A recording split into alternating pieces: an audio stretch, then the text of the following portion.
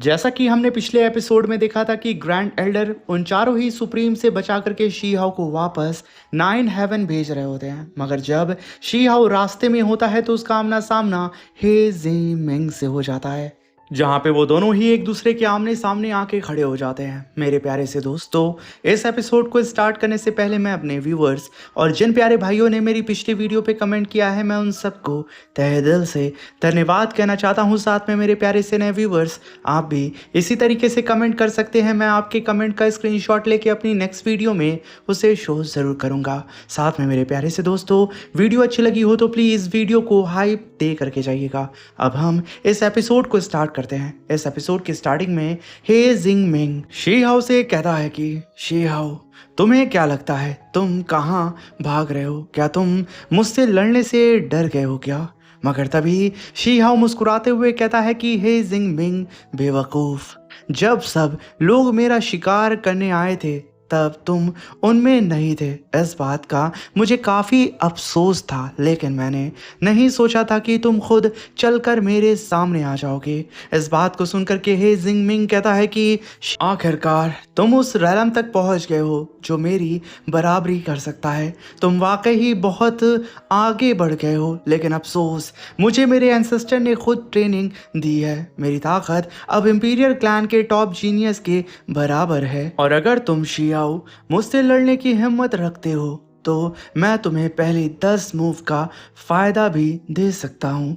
इस बात को सुनकर के शी हाउ मुस्कुराते हुए कहता है कि ऐसा है क्या? तो फिर मैं भी बिल्कुल रहम नहीं करूँगा। ये कहने के साथ शी हाउ यहाँ पे अपनी धर्मा बॉडी को समन करता है। इस चीज़ को देख करके हे जिंगमिंग कहता है कि मेरे एंसेस्टर की छोड़ी हुई एक सीक्रेट टेक्निक, उसकी पावर आज मैं तुम्हें खुद इसी जगह दिखाऊंगा। ये कहने के साथ वो अपनी पावर को अनलेश करके crane Yuan dual inheritance cross shaped heaven binding technique को परफॉर्म करके अपने सारे ही अटैकिंग फॉर्मेशन को आपस में फ्यूज कर रहा था। तभी शी हाउ पास्ट की बात को याद करते हुए कहता है कि ओह, ये मूव तो काफ़ी जाना पहचाना लग रहा है। ये कहने के साथ शी हाउ अपनी डिवाइन आई को एक्टिवेट करता है और बारीकी से हे जिंगमिंग के फॉर्मेशन के कोर को ढूंढने की कोशिश करता है। जैसे ही शी हाउ को उस फॉर्मेशन का कोर मिलता है, शी हाउ तुरंत उस फॉर्मेशन के कोर को लॉक करता है और अपनी धर्मा बॉडी से काफ़ी पावरफुल फीस्ट अटैक करके हे जिंगमिंग के इतने पावरफुल फॉर्मेशन को चुटकियों में डिस्ट्रॉय कर देता है। इस चीज को देख करके हे जिंगमिंग का चेहरा उतर जाता है, मगर तभी वो हैंड साइन बनाते हुए crane Yuan dual league inheritance demon god Dharma form को समन करता है। एक तरफ तो शी हाउ की मार्शल बॉडी, दूसरी तरफ यहाँ पे हे जिंगमिंग ने भी अपनी धर्मा बॉडी को समन कर लिया था। ये दोनों ही अब एक दूसरे के सामने आ जाते हैं, जहाँ पे she how purple monk path 8 form को समन करता है और मल्टीपल फीस्ट अटैक हे जिंगमिंग के ऊपर करने लगता है। और एग्जैक्ट यहाँ पे हे जिंगमिंग भी शी हाउ के ऊपर अटैक कर रहा था। इनके अटैक इतनी तेजी से हो रहे थे कि नंगी आंखों से देख पाना इम्पॉसिबल था, इसलिए मैंने पावर का चश्मा लगा करके इन लोगों की फाइट को स्लो मोशन में कर दिया। तभी हम देखते हैं कि इन दोनों की ही मार्शल बॉडी एक दूसरे के ऊपर फीस्ट अटैक करती है। एक ब्लास्ट के साथ ये दोनों ही झटक करके पीछे चले जाते हैं, मगर तभी शी हाउ अपनी डिवाइन आई का इस्तेमाल करता है और मॉन्क इनहेरिटेंस टेक्निक का इस्तेमाल करता है 13 स्ट्राइक का, और पता लगाने की कोशिश करता है कि आखिर हे जिंगमिंग की वीक पॉइंट कहाँ है, जो कि असल में उसकी मार्शल बॉडी का 4 हेड ही उसकी वीक पॉइंट होता है। इस चीज को देख के she how 5th form silence finger attack को समन करता है और एक काफी पावरफुल लेजर बीम अटैक अपनी मार्शल बॉडी से सीधा ही उस हे जिंगमिंग की मार्शल बॉडी के 4 हेड के ऊपर करता है। शी हाउ का अटैक उस हे जिंगमिंग की मार्शल बॉडी को फाड़ करके उसकी खोपड़ी को बाहर निकल जाता है और वो बेचारा हारा जाता है और ज़मीन पे दिमाग से गिरता है। मगर तभी हे जिंगमिंग अपनी पावर को अनलेश करके मल्टीपल स्क्रिप्चर को अपनी बॉडी से रिलीज करते हुए कहता है कि मैंने अपने एंसेस्टर के साथ मिलकर गोल्डन बॉडी को दोबारा फोर्ज किया है शी हाउ, और अनडाइंग स्क्रिप्चर मेरी रक्षा कर रहा है और ऐसी छोटी सी चोट मेरे लिए कुछ भी नहीं है। अब इस बात को सुन करके शी हाउ कहता है कि चल बेटा, अपने बाप को मत सिखा। जहाँ पे शी हाउ अपनी मार्शल बॉडी का इस्तेमाल करके हे जिंगमिंग के ऊपर मल्टीपल फीस्ट अटैक करने लगता है। हे जिंगमिंग बेचारा स्पिरिचुअल बैरियर बना के खुद को प्रोटेक्ट कर रहा था। तभी शी हाउ कहता है कि बहुत अच्छा हुआ, क्योंकि तुम बेटे अभी इस टाइम अपने ही बड़े पापा एंसेस्टर के सामने खड़े हो। टाइमिंग भी परफेक्ट है क्योंकि एम्पीरियल क्लैन के बाकी सोल्जर्स और एल्डर्स को मारने से पहले मैं तुम्हें ही अपना पहला वार्म अप बनाऊंगा। हेजिंग मिंग तैयार हो जाओ।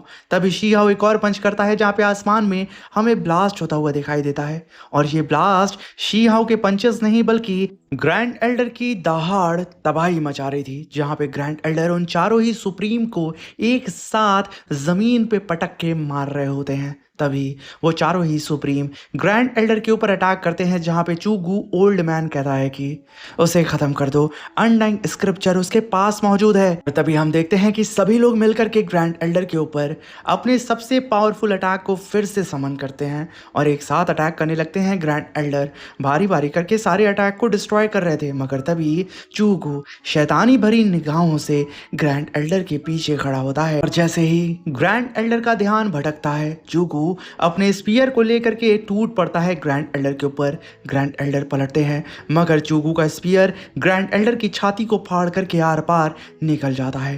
ग्रैंड एल्डर के मुंह से खून निकलता है और वो यहाँ पे अब मुस्कुराने लगते हैं। वो अपनी पावर को अनलिश करके अनडाइंग स्क्रिप्चर की पावर को रिलीज करते हैं जहाँ पे अनडाइंग स्क्रिप्चर पूरी ही तरीके से चूगू के स्पीयर को पकड़ने के साथ साथ उसकी बॉडी को लॉक कर देता है और तभी ग्रैंड एल्डर अपनी स्वॉर्ड को कस के पकड़ते हैं और कहते हैं कि बेटे तू तो अपने ताऊ के बिल्कुल करीब आ गया है। तभी वहां पे ग्रैंड एल्डर घसीट के एक स्लैश अटैक सीधा ही दे मारते हैं इस चूगू के चेस्ट के ऊपर। एक धमाका होता है, चूगू छटक के पीछे जाके गिर रहा होता है और उसके चेस्ट से खून की धाराएं बाहर निकल रही थी। तभी ग्रैंड एल्डर अपनी स्वॉर्ड को सीधा ही उसकी खोपड़ी के आर पार घुसेड़ देते हैं और एक काफ़ी पावरफुल अटैक सीधा ही उसके ऊपर दे मारते हैं जहाँ पे ग्रैंड एल्डर की आंखें अभी भी एक डिमोनिक और एक ह्यूमन फॉर्म में नजर आ रही थी। तभी एक ब्लास्ट होता है। हम देखते हैं कि यहाँ पे चूगू ने वक्त रहते ही अपनी क्लोन बॉडी को बना लिया था और उसकी क्लोन बॉडी डिस्ट्रॉय हो जाती है और वो खुद बहुत ही तेज़ी से पीछे भागने लगता है और उसके पीछे पीछे ग्रैंड एल्डर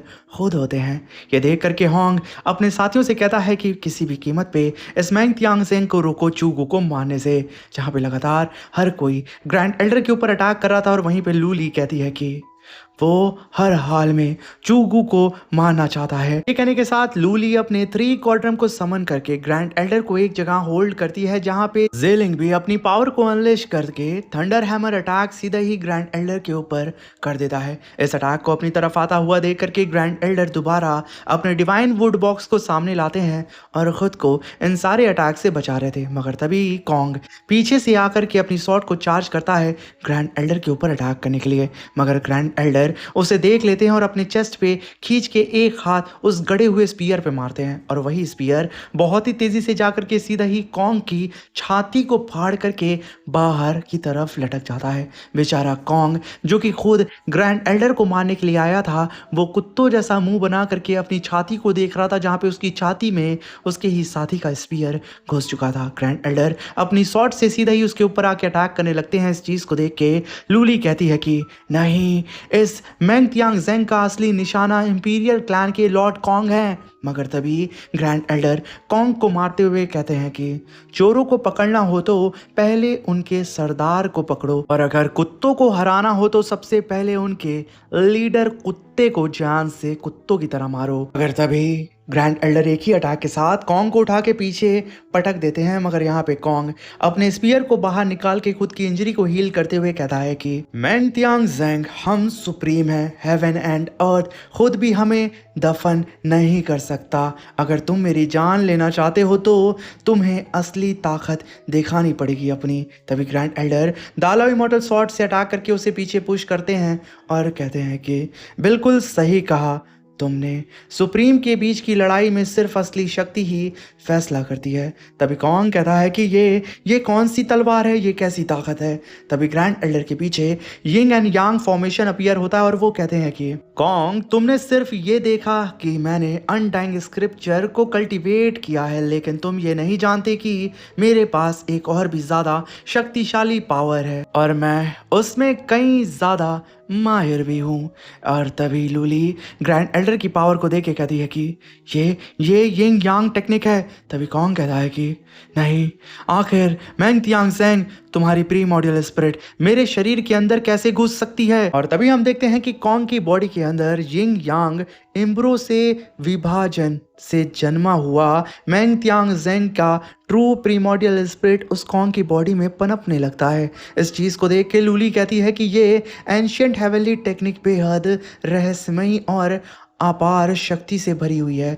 ये सिर्फ यिंग और यांग की एनर्जी को कल्टीवेट नहीं करती, ये एक ही वक्त में प्रीमोडियल स्पिरिट और ब्लड एसेंस को भी अलग कर सकती है और ट्रू ब्लड कुछ समय के लिए दूसरा प्रीमोडियल स्पिरिट बना सकता है। इसकी गहराई का अंदाज़ा लगाना नामुमकिन है। मगर तभी वहाँ पे कॉन्ग कहता है कि सिर्फ आधा प्रीमोडियल स्पिरिट लेकर तुम मेरे शरीर में घुसने की हिम्मत करते हो। आज मैं तुम्हें पूरी तरह जलाकर राख कर दूंगा। ये कहने के साथ वो ग्रैंड एल्डर की प्रीमोडियल स्पिरिट को बर्न करने की कोशिश कर रहा था। मगर तभी ग्रैंड एल्डर अपनी दालो इमोर्टल स्वॉर्ड को अपनी उस प्रीमोडियल स्पिरिट को दे देते हैं जो कि उस कॉन्ग की बॉडी के अंदर मौजूद थी। तभी ग्रैंड एल्डर की प्रीमोडियल स्पिरिट अपनी स्वॉर्ड को चार्ज करती है, जहाँ पे दालो इमोर्टल स्वॉर्ड एक कुल्हाड़ी में बदल जाती है और यहाँ पे कॉन्ग की बॉडी फटने लगती है और वहीं पे ज़ीलिंग और लूली अपनी पावर को अनलेश करके यहाँ पे कोशिश करते हैं होंग को बचाने की। मगर तभी ग्रैंड एल्डर अपनी स्वॉर्ड को स्विंग करने लगते हैं, जहाँ पे उनकी प्रीमोडियल स्पिरिट इस कॉन्ग की बॉडी के अंदर यानी कि उसकी सोल सी के अंदर ही स्वॉर्ड को अपनी चार्ज करती है। एक धमाका होता है और वहीं पे ज़ीलिंग और लूली छटक के पीछे जाते हैं और कॉन्ग खुद घायल हो चुका था। तभी हम देखते हैं कि ग्रैंड एल्डर अब ट्रांसफॉर्म हो चुके थे Meng Tianzheng true primordial spirit manifested war god Dharma form में, जहां पे ग्रैंड एल्डर के हाथ में उनका हेवनली क्लीनिंग एक्स होता है। इस चीज को देख के कॉन्ग कहता है कि मैंग त्यांग जेंग, क्या तुम सच में सोचते हो कि अकेले ही हमारी पूरी सेना को रोक सकते हो? तभी वहां पे ग्रैंड एल्डर अपनी पावर को अनलेश करते हुए कहते हैं कि एक को भेजोगे तो एक को मारूंगा मैं, 100 को भेजोगे तो 100 को मारूंगा। जब तक मैं जिंदा खड़ा हूं तुम में से कोई भी इंपीरियर पास को पार करने का सपना भी नहीं देख सकता। ये कहने के साथ ग्रैंड एल्डर काफी पावरफुल स्ट्राइक कॉन्ग के ऊपर कर देते हैं अपने एक्स से।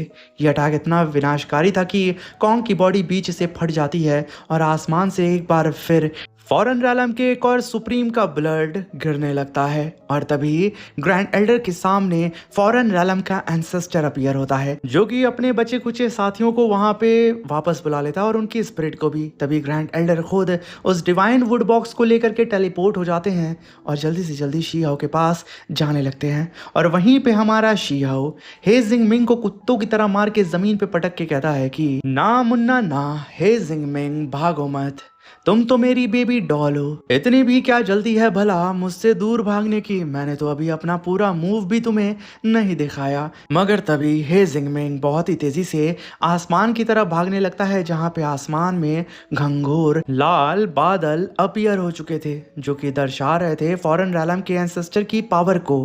तभी ग्रैंड एल्डर शी हाओ के पास आके उसके कंधे पे हाथ रख के कहते हैं कि शी हाओ, रीइंफोर्समेंट आ चुकी है, सब लोग अब इंपीरियर पास की तरफ वापस लौट रहे हैं, चलो हम भी चलते हैं। मगर तभी ग्रैंड एल्डर के ऊपर फॉरेन रैलम के एंसेस्टर ने अटैक कर दिया था, मगर वक्त रहते ही वो शी हाओ को लेके टेलीपोर्ट हो जाते हैं। जैसे ही वो गायब हुए थे, वो पावरफुल अटैक सीधे ही आकर के ठीक उसी जगह पे गिरता है जहाँ पे ग्रैंड एल्डर खड़े थे। तभी एक फॉरेन रैलम का एंसेस्टर आसमान में अपीयर होता है और कहता है कि अफसोस, इस बार वो बचकर निकल गए, फिलहाल हम भी इंपीरियर पास को तोड़ नहीं पाए। तभी फॉरेन रैलम का दूसरा एंसेस्टर कहता है कि लेकिन सादा देर नहीं लगेगी, बहुत जल्द हमारा रैलम पूरी ताकत के साथ गेट्स पर हमला करेगा और इस प्राचीन शहर को पूरी तरह चीर कर रख देगा।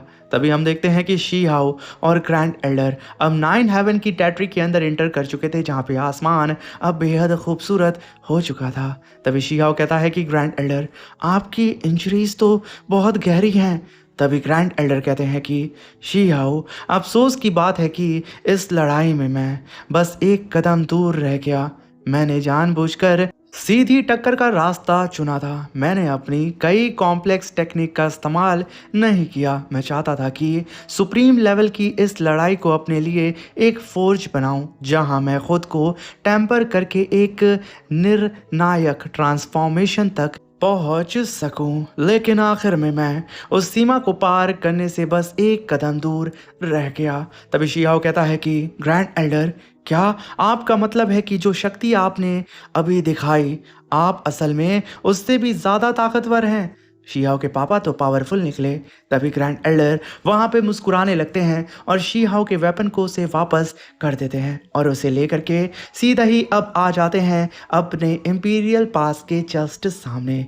अब शीहाओ को और ग्रैंड एल्डर को देख करके नाइन हेवंस के सोल्जर्स चिल्लाते हुए कहते हैं कि सीनियर मैंग ने अकेले ही फॉरेन रालम के 5 सुप्रीम एक्सपर्ट का सामना किया और विजयी होकर के वापस लौट आए। तभी दूसरा सोल्जर कहता है कि वो शीहाओ को भी सुरक्षित वापस ले आए और फॉरेन रालम को इंपीरियल पास की असली शक्ति दिखा दी।